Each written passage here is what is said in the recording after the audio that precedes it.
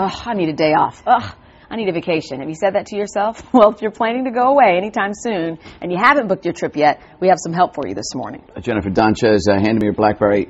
She just got an email from Mayor Nutter. Get me out of here quick. Year-long cruise. Right. Just joking, Luke. All right. All right, well, we got some serious business travel to talk about today. A lot of issues today, especially when it comes to passports. Yeah, travel myths, really. Yeah, we're going to do David Letterman top 5 travel myths. Okay. Things that are continually asked of us at VIP Vacations, but just things that I think we've talked about for years, that we want to make sure you get to the airport and you get on your vacation, whether it's Easter or spring break. All right, so number 5. Number 5. Everybody needs a passport to leave the United States. We're not talking about a passport card either. Passport card is cheaper, so you think you can get away with that, but that's only if you're going to drive to Canada or you're driving across the border to Mexico. So you're going to fly, you need a passport, and that even goes for babies on your lap. You need a passport. Okay.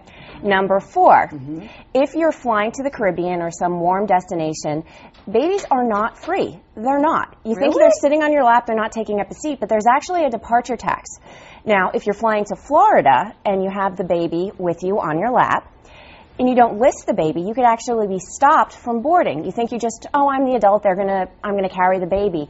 There are only certain rows on airplanes that allow for the oxygen masks to come down, and if you have another baby listed next to you, they might move you.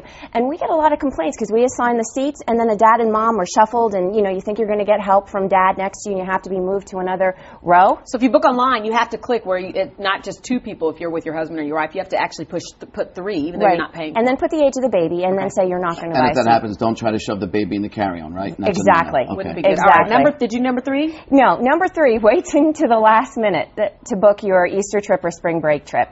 Sometimes we say you can get a good deal at last minute, but definitely not over Easter or spring break. You're not going to get it. So if you're looking for Easter, look for next year. And number 2, the airlines will contact me if there's a schedule change. That's not going to happen. There's a little fine print on the bottom of your electronic ticket, and that's the airline's contract of carriage.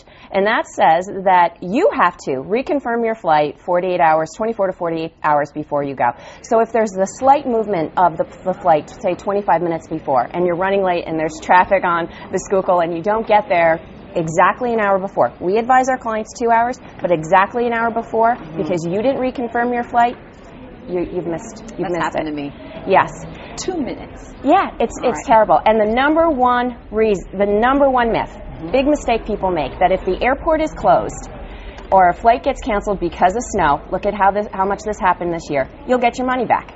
You think you will. I didn't fly. You'll get your money back. That's not the truth.